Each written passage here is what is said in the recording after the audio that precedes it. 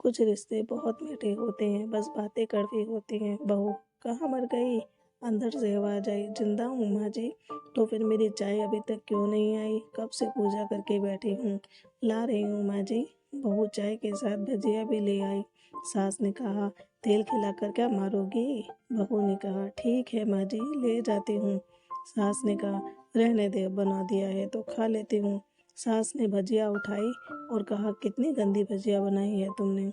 बहू, माँ जी मुझे कपड़े धोने जाना है, मैं जाती हूँ। बहू दरवाजे के पास छिपकर खड़ी हो गई। सास भजिया पर टूट पड़ी और पूरी भजिया खत्म कर दी। बहू मुस्कुराई और काम पर लग गई। दोपहर के खाने का वक्त हुआ। सास ने फिर आवाज लगाई, कुछ खाने को मिलेगा? बहू ने आवाज नहीं दी। सास फिर चिल्लाई, भूखे मारोगे क्या? बहू आई, सामने खिचड़ी रख दी।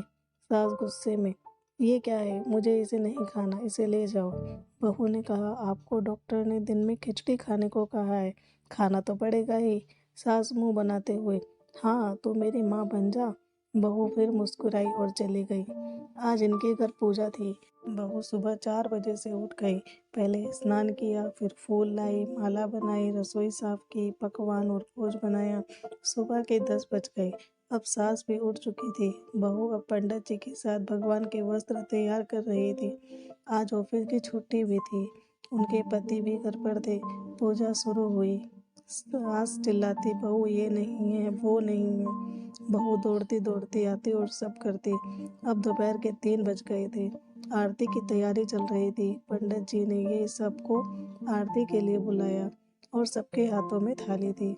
जैसे ही बहू ने थाली पकड़ी, थाली हाथों से गिर पड़ी। शायद भोज बनाते हुए बहू के हाथों में तेल लग गया था, जिसे वो पूछना भूल गई थी। सारे लोग तरह तरह की बातें करने लगे। कैसी बहू है, कुछ नहीं आता, एक काम भी ठीक से नहीं करती, ना जाने कैसी बहू उठा लाई, एक आरती की थाली भी संभाल नहीं पाई। उसके पति भी गुस्सा हो गए, पर सास चुप रही, कुछ नहीं कहा। बस यही बोल के छोड़ दिया, सीख रही है, सब सीख जाएगी धीरे धीरे। अब सबको खाना परोसा जाने लगा। बहू दौड़ दौड़ के खाना देती, फिर पानी लाती। करीब 70-80 लोग हो गए थे। इधर 2 नौकर और बहू अकेली, फिर भी वहाँ सारा काम बहुत ही अच्छे तरीके से करती। वह, उसकी सास और कुछ आस पड़ोस के लोग खाने पर बैठे। बहू ने खाना परोसना शुरू किया। सबको खाना दे दिया गया। जैसे ही पहला निवाला सास ने खाया, तुमने नमक ठीक नहीं डाला क्या? एक एक काम ठीक से नहीं करती हो, पता नहीं मेरे बाद कैसे ये घर संभालोगी। आस पड़ोस वालों को तो जानते ही हो ना साहब, वो बस बहाना ढूंढते हैं नुक्स निकालने का। फिर वो सब शुरू हो गए, ऐसा खाना है, ऐसी बहू है, ये वो वगैरह वगैरह। दिन का खाना हो चुका था। अब बहू बर्तन साफ करके नौकरों के साथ लग गई। रात में जगराता का कार्यक्रम रखा गया था। बहू ने भी 1-2 गीत गाने के लिए स्टेज पर चढ़ी। सास जोर से चिल्लाई, मेरी नाक मत कटा देना, गाना नहीं आता तो मत गा, वापस आ जा। बहू मुस्कुराई और गाने लगी। सबने उसके गाने की तारीफ की, पर सास मुंह फुलाते हुए बोली, इससे अच्छा तो मैं गाती थी जवानी में, तुझे तो कुछ भी नहीं आता। बहू मुस्कुराई और चली गई। अब रात का खाना खिलाया जा रहा था। उसके पति के ऑफिस के कुछ दोस्त साइड में ही ड्रिंक करने लगे। उसका पति चिल्लाता, थोड़ा बर्फ लाओ तो।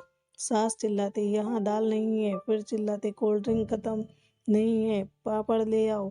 इधर उधर आखिरी में उसके पति की शराब गिर पड़ी उसके एक दोस्त पर और बोतल टूट गई। पति गुस्से में 2 झापड़ अपनी पत्नी को लगाते हुए कहा, जाहिर कहेगी, देख कर नहीं कर सकती, तुझे इतना भी काम नहीं आता। सारे लोग देखने लगे। उसकी पत्नी रोते हुए कमरे की तरफ दौड़ी।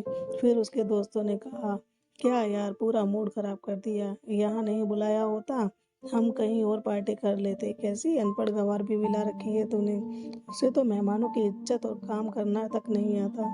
तुमने तो हमारी बेइज्जती कर दी। अब आस पड़ोस की औरतों को और बहाना मिल गया था। वो कहने लगी, देखो क्या कर दिया तुम्हारी बहू ने, कोई काम ही नहीं है। मैं तो कहती हूँ अपने बेटे की दूसरी शादी करा दो, छुटकारा पाओ इस गवार से।